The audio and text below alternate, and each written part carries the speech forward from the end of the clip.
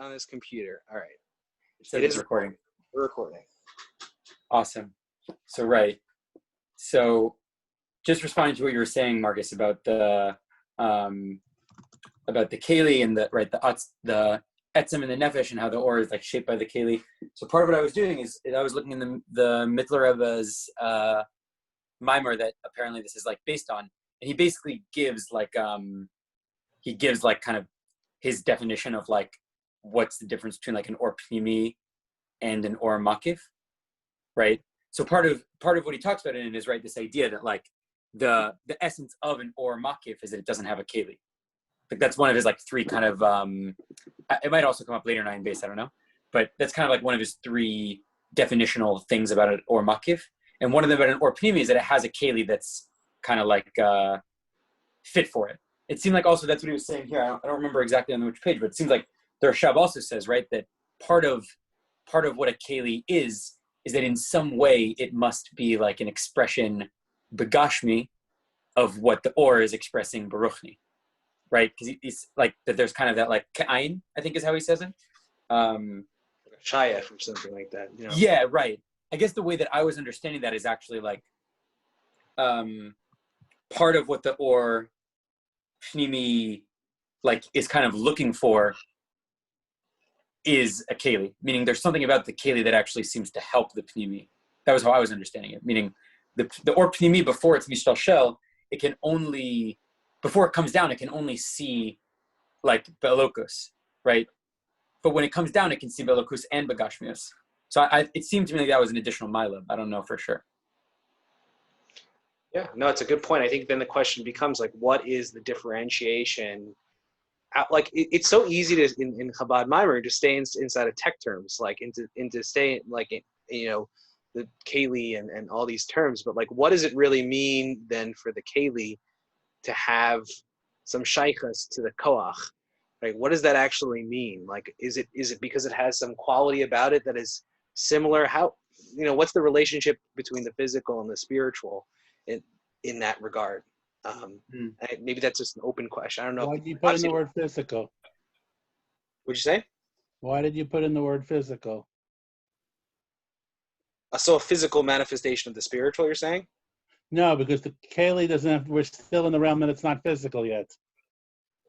So you're saying the keli isn't physical? At this stage, and certainly in the beginning here, we're still dealing with the non-physical world. Fair point. He does give, the Rashab's main mashal, which is also the Mittler Rebbe's main mashal, is the body. But right, the keli's not physical at this point. And at one point, even the Rashab says in Torah Shalom in his Sichis, if you go enough in the mashal becomes the nimshal. Whoa! So that this is the vessel is not only a mirroring of above, but it becomes the above. True. That's so awesome. That in itself is it right. So what Marcus is bringing up is very essential because the whole sugya in the Arizal and Chabad, the whole interplay of Eir and Keli, and why is Eir attracted to Keli?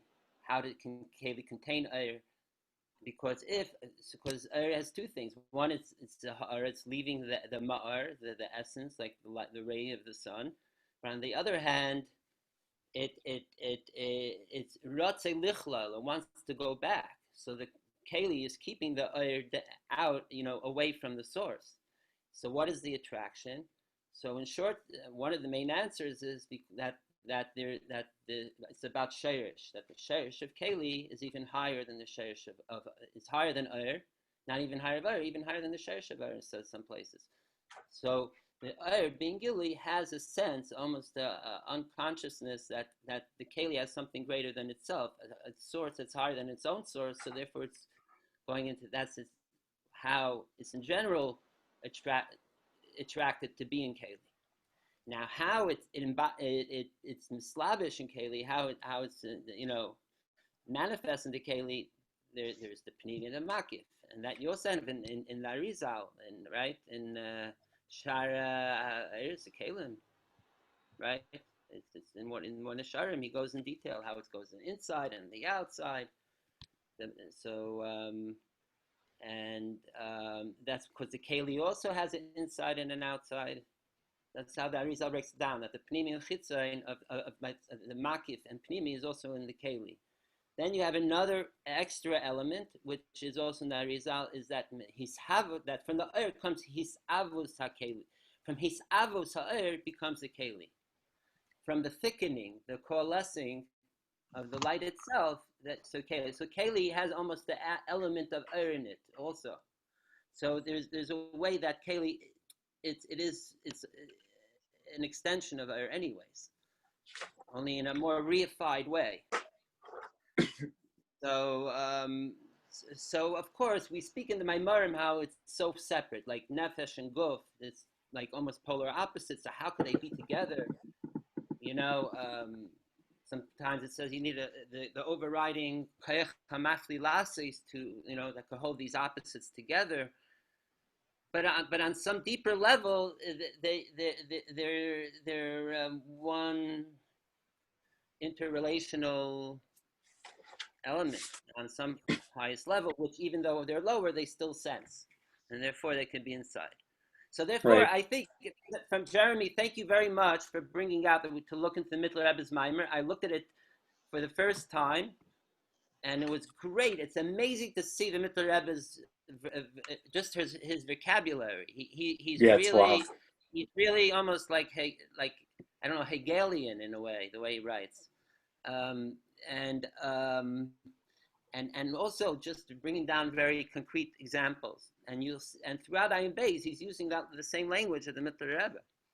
And there he says in a way, right, that the vessel, the keli, is united with the sherish. Let's say the koyach hanafesh is united with the ratzin, but the ratzin is not necessarily united in reverse. It is totally transcendent of it, though the individual koyches are totally part and parcel with the ratzin. So it's not necessarily a mutuality on some, Right. What you were saying, Baruch, was also making me think about this idea, right? That the ratzon or the makif, it surrounds everything that comes out of it. Meaning, right, it acts as a makif to things at the beginning before they kind of emerge before, but it also surrounds them afterwards as well. That they all are kind of like constantly contained in it. So from at beginning and end, they have a sheikhut to it. Right. And that's a deep chiddush she brings here from riffing off the Ramak from the Shar Kinuyim. That ratzon on one, that's two out parts, very well put. There's first the before the thing happens, that's the aloysa ratzon, and bring out with that initial ratzon. But then even when the ratzon is fulfilled, merutza, then it totally embodies and it all encompasses the whole that which was realized through the ratzon. Right. And right, that's and that goes even fuller, and so that and at that state it's a full hekif. So this. There's many in other Chabad places. It goes in such copious detail of ratzin. Right. Friedrich has a Tafshin Gimel Hemshech. He has maybe 7 stages of ratzin. I forget. Ratzin Agoli, Ratzin Hanelam, Ratzin Hanelam Atzmi, Ratzin Hakamos. Then he has Ratzin Hamuchlat. Then he has a Ratzin Hamuchlat Hambatzmusai. And that's even before you get the Taiduk, and he breaks it down. But then today I was thinking Ratzin, and it came Ratzin, it's a Baal Shem Tov, I think, as a var. Ratzin Oisius Tziner. Right. Tziner, being a channel, which a channel, something goes from the beginning to the end. It starts and transcends that which is the accessing of for everything.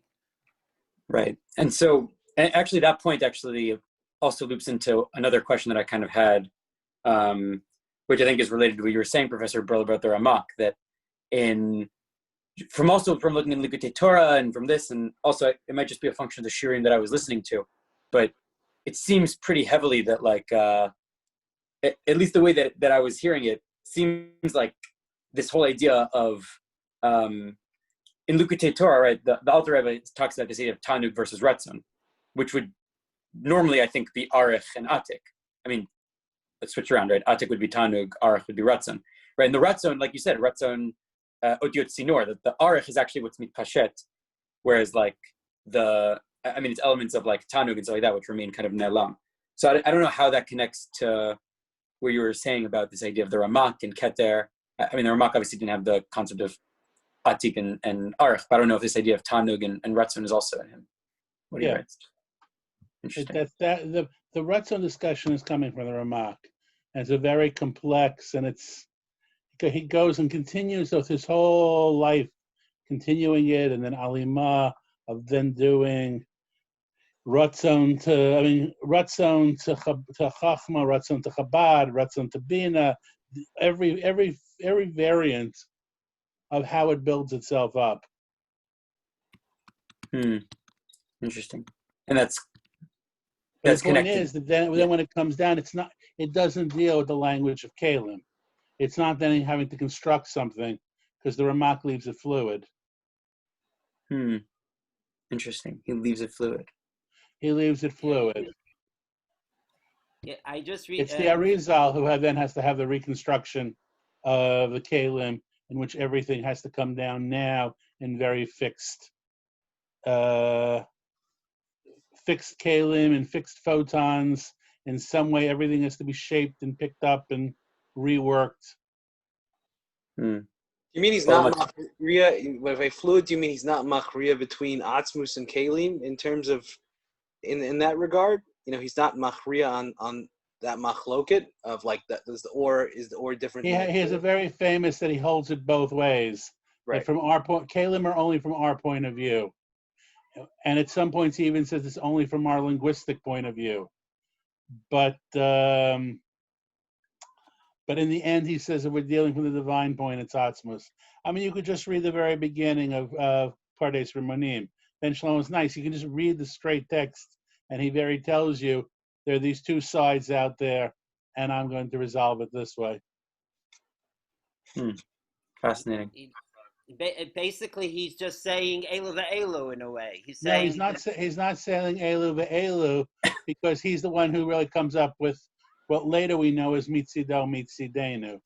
Mitzidenu. Okay, yes. It's not a Elu ve'elu. It's saying there's the bottom up perspective and then there's the top down perspective. So from bottom up, we consider that the oir is not a sphera, and from top bottom, we would say that the oir also has sphera in it. Yes, something like that. I think it's the opposite for him. Or for the opposite, that the oir won't be sphera, but for us, we could still talk about there being an element of sphera even in the oir. So here we get what he calls atzmut, yeah. But here we're getting something very different. We're getting to really now formulate, because he's coming from much more the Rashab personal perspective. He's coming from what are our kochos and nefesh. I mean, Ramak never starts that way. Ramak may end that way. You may find that in Shar HaNefesh and Orod and Kalim and the Kudos at the end. But here we're having a start of a long Hemshech, starting already getting us to Kochos and Nefesh. Yeah, that seems like a very strong element in Chabad. Mipsariach Salaloika to always use such mishalim. I would like to point out a different, slightly different perspective on this idea of Oyer and Kli. And I think there's another ingredient that's involved, and this doesn't get a lot of attention, which is that a lot of times this language of levush, at levush, that the Oyer is Slavish in the Kli. And the levush is being used as a kind of a memutza between the Oyer and the Kli. And the language of this levush that that a koyach is nislavish in something and gets embodied is very frequent in the Chabad literature, but it's almost so frequent that it's never like isolated as what's really going on with this language of levush. A lot of time, one way of thinking about this levush, and especially with respect of oyer and kli, is to think about it as a kind of kenosis, a shedding of forms to become embodied. Yeah, so I just wanted to point out that there's a lot to think about with this idea of levush, and it comes up a lot over here in this language. Beautiful. That's really Yeah. interesting. I think one of the mishalim that the Mittler Rebbe brings in the Maimer that Jeremy had us read was also lavush. That the lavush, the person when he wears the lavush is one with the lavush, but it's not that the lavush, but the lavush is still an independent thing, right? Right. Yeah, totally. By the way, as Professor Briller was speaking, I remembered that of the book by Yosef ben Shlomo, which came out in the 60s, Torah Telahut bet Kabbalah Teramak, where he also tries to work out the whole Ramakian scheme of Ein Sof and Keter and all that. I've had that lying on my shelf for a long time. Maybe I'll pick it up. I also want to point out another idea about the levush, which is it's a very paradoxical concept, because on the one hand, by this kind of process of being mislavish, the er is kind of losing something, but at the same time it's being expressed. So it's and in that sense, that this is the paradox of Helam and Gilui, that that the in order to have any Gilui, there has to be some type of Helam of the and also vice versa, that a Helam is also causes a Gilui. Yeah, it's a strong leitmotif, and in Beis later he'll go more specific into how all this relates to Ur, but we didn't get really in depth into Ur yet, but certainly there's the Ur itself, then there's the kavana of Ur, or even to reveal, and one of the things of Ayin Beis is eventually how the idea of revealing takes on a whole new level, especially towards the end, into the chelik shlein, the unsaid third volume, which in itself was unfinished, and where revelation, even in darkness, with qua darkness, becomes the ultimate revelation, which is mamish. I don't think you have it anywhere else in such overemphasized ways, which is really radical. It's more radical. Let's say in Samach Vav, he speaks more about revealing the Helah Ma'atzmi, the essence, concealment. But he's not saying even there that it remains still concealed yet revealed. So we must say that in even the Helam there is still the kavan of the Gili, certainly. And they're not that different, light and dark. But maybe we'll speak about this more at length another time. When we get to the third va, when we get to the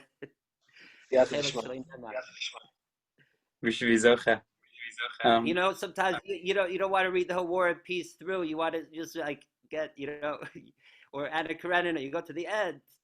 How she was run over. You couldn't wait. Okay. Now you spoiled it for me. I know. Spoiler alert.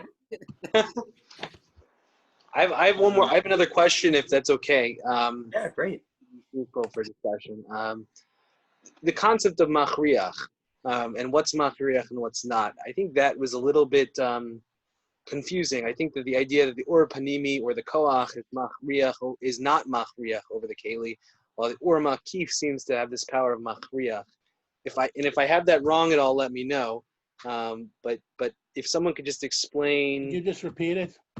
so like for example, if you look at the just on the Kitzur on Zion on Amud Zion, he just Vizehu is in the middle of the Kitzur. It says Vizehu Of Oat Bay. Zion Amud Zion. Yeah. וזהו הסיבה שהעברים עושים הגשמה בכוחות ולהפך שהם בטלים אל הכוחות והכוחות מנהיגים אותם בבחינת אור פנימי בהתגלות לא בהכרח, right?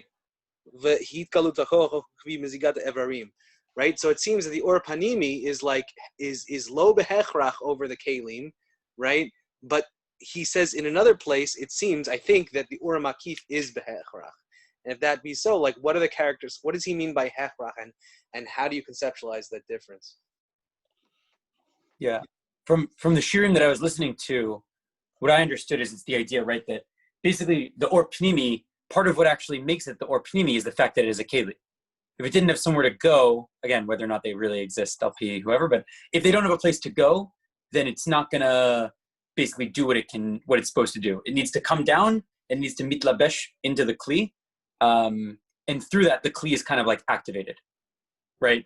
So the way that it was explained, at least in the shirim that I was listening to a little bit, was this idea that when the or comes down, the or pnimi comes down as mitlabesh into the kli, what it does is it's like mizdachechet, right? Basically what it does is it's like if you turned on a flashlight. The flashlight is like the whole circuit is connected now, and everybody wants to be doing that thing inside of a flashlight, right? That what it does is the keli basically, like, it joins in on the fun, I guess you could almost say. Whereas the part of what's the thing about the or makiv is because the or makiv doesn't have that, what he calls hitchalkut, right? The or pnimi, the or of chesed, wants to go to the keli of chesed. It's not going to be satisfied in a different keli. The or gur wants to go into the keli of gur. It's not going to be satisfied anywhere else. The or makiv, it seems like, isn't going to be, it doesn't have hitchalkut. That's another one of the Mittler Rebbe's yisodot of what makes or makif, right? And so what that means is, it's basically, it's like, it has the same power kind of anywhere.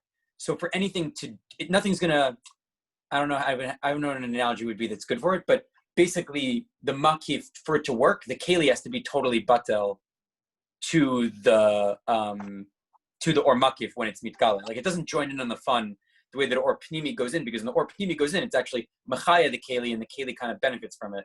Whereas the or makif, because it's as strong at the top as it is in the bottom, it doesn't matter what it goes into. It's going to be kind of like almost overpowering for it. That was how I understood it. The force that exists no matter what, while the or panimi is conditional on the vessel, right? So right. So yeah. So and kind of going off that, right? Oh. And that's yeah. what Machriach is, right? According to what you're saying. Yeah. The Mittler Rebbe talks about this idea of, he basically, his Dibur HaMatchil is this idea in the Arizal that Igulim v'Yosher Da'ak are rooted in, or Pnimi and Makif are rooted in Igulim v'Yosher. And part of Igulim, right, is that it's Teva, it's kind of omnipresent. Mm-hmm. It's not dependent on anything, whereas Yosher actually has that kind of like dependence of that. So in the same way, right, Makif is kind of just like you're saying, yeah, it's omnipresent, whereas the Pnimi needs to come in. Thank you. So yeah, I think I'm using the wrong word for Machriach. I keep saying forced, but it's almost like it's independently going to happen no matter what. Not dependent, maybe. Necessary. It's interesting. We use the word ratzon like I think in Aristotle or such. There's the same word for will and for volition, or for being or voluntary. So on the one hand, will is a certain like power, like a Nietzschean force to will something to go. But then there's the idea of it being by one's own will. So it could be sometimes overlap of intention here. But because in the Mittler Rebbe, you do see that backwards and forwards. On the one hand, it's something that it's almost, he's saying that it's what drives our nature to go forth. On the other hand, he's saying yet at times it could go counter our nature and override our Kali system. So is it our nature and what we want, or is it happening really automatically? It's when he does mention sometimes involuntarily, like when we sleep, when we're moving, right? But He when, says but there, when is it a drive? When it is you bring up the Nietzschean drive. When is it that here? the it's when you to go out of yourself to do something. So where do we have that here? I don't know if does he spell it out. He speaks I over don't. here, not necessarily in the sense of going out. Yeah, that's where we Yeah. get the Rav Kook element. You know, Rav Kook has read the Nietzsche and Schopenhauer and makes it to a rut of volition, the conscious rut zone. Here we don't. Hmm. Here it's going to go in a much more kochar nefesh direction. Right. I mean, there is the Ratzah, and he speaks in other places, like especially Chitzonius Ratzin is being when the will to, let's say, either to build a house or the will of the king. So this is drawing out of oneself. On the one hand, you go into yourself to go deeper, to go to a place that's more pre-articulated, pre-differentiated. On the other hand, it comes out in a transcendent way, and in Okay, a so way that let me run with that because we're getting out of time and we're tending to the moving already to the third piece. Is since we're going in the direction of what kavanah you're going to need for mitzvot and how to bring it down, what is the practical implications that we get to by the end of the third piece about kochar nefesh? Hmm. What do you mean by the third piece here? The Meaning in the In Oat Gimel. Oh what? Gimel. Oh, okay. Oh Gimel. I'm sorry. Yeah. Oh Gimel. so Yeah. mean that Torah is individuated, whereas mitzvahs What's the is individualization here? That's the important question I need by the time we get to Od Gimel. Right. If the sechel of Torah study is the individuation, is the capacity of the learner, while the mitzvot are the same for each person. Right. The Or Makif is the mitzvot, and the Or Panimi, at least according to his schematic, is the Torah. Right. That people have a certain capacity to learn, which I don't know if I necessarily. I mean, maybe I agree with certainly. Well, that's the same Malbush as Nefesh HaChaim already, if that's all you're saying. I don't know if that's all. I don't know if that's all he's saying, but I don't think it's all he's saying. What's your take? I don't know. I'm trying to tease it out here. I'm trying to get. I mean, the way I think there's like a practical implication here of just like, you know, at some level, Jews need to have something in common, and like mitzvot are the common denominator between all Jews, or at least they should be, right? The mitzvot are what we do, right? Their action should be, at least ideally, that they should be the same. While the Torah is different depending and is a different manifestation dependent on whichever person you're speaking to. And every Jew, it's different. And the combination between two and those connection of those two is what makes up like the full emanation into the system. And the system's not healthy unless both are connected and connected into the right. That's my that's how I brought it down today. But obviously, there's a million ways. I don't know if this is actually the way that I was understanding a little bit is that there's like right, he says this idea you have to have the kavanah of the mitzvah obviously, but also the kavanah of kabbalas or malchut shamayim. That right, meaning the hizdachachut of the keli is a form of bittul, but it's a different form of bittul than a keli would be doing to the or makif. Meaning that in everything you do there is actually a kabbalas or malchut shamayim. But I guess the impression that I got from it was that the bittul of kabbalas or malchut shamayim actually does look different for limud Torah than it does for just mitzvot. Meaning in the mitzvot, you actually are able to, I think Risha is actually the one who used the word, there's an embodiment that happens in a sense, right? We're actually, like Rav Baruch was saying, our mashal and nimshal kind of meet, right? They're actually the same way that the pnimi goes into the keli, your body, the mitzvah comes into your body. But it seemed like for Torah learning, it's a little bit different, meaning it's more of like a kind of a, I'm not exactly sure, but it's a different kind of bittul, if that makes sense. Then it would be a different paradigm, no? Wouldn't it be the opposite paradigm? Wouldn't then the Torah be makif and the mitzvah would be panimi? Right? Well, the Rashab uses the term in other places that mitzvahs is misyach goes straight to atzmut, even beyond gilui, because it's the physical. Only the physical is Right. direct That's with atzmut. the paradox of the So physical. yeah, but I mean the kavana klalis and kavana pratis is certainly key. It doesn't mean you give up the details, but the ikr is the kavana klal. In Chabad they have a term. It's there's bittul to bittul labal haratzain. To have bittul, like what Jeremy was saying, it's like a certain bittul even by even dissociating any elements, even of internal feeling and such, or even kavana itself, in a way, because it's about the gashmis itself, and that in a way is going beyond all reason, even beyond kavana.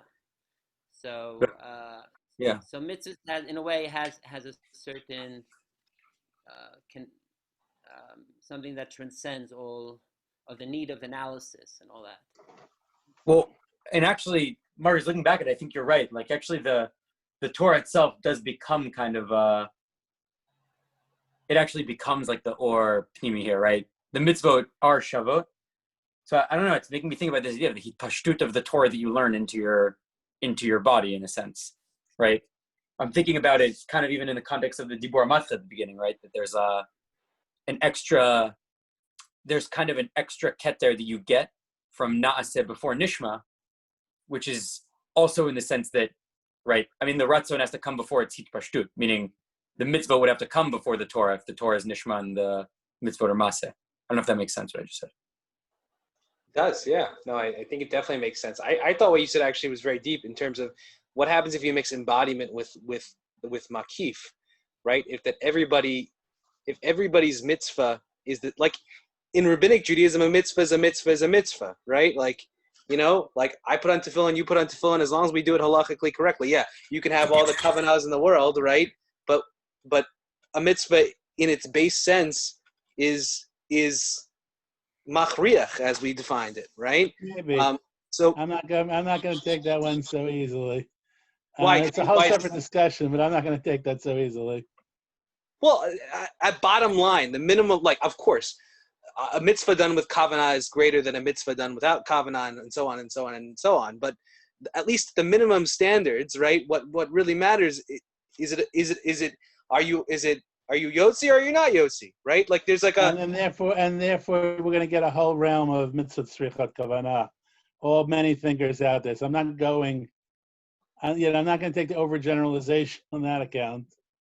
I was shown a mimer once of the Alter Rebbe. I think it's in a mimer where he says the ultimate kavana of shaking lulav and esrog is that there's really no kavana, meaning that you're just to kind of the simple letters and you don't think really deeper than that. One's a yud, one's a hey, one's a vav, a hey, and that's the deepest kavana of it. Actually, is they're just kind of plants, and you're just thinking it. It's there is a degree, maybe again mixing with what we were saying before. The mushal and the nimshal start to mix a little bit. But yeah, I don't think it's a refutation, meaning it's just a thought. I don't know. Well, can I at least argue this, Alan? Could you say that a mitzvah is more a mitzvah more than a Torah is a Torah?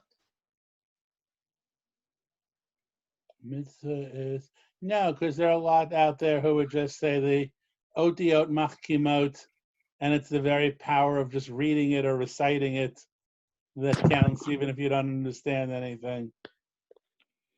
All right. Well, the Alter Rebbe in Likutei Torah, he goes at length and wrote down Gadol Talmud Shemei Lidei Maisa. So which is greater?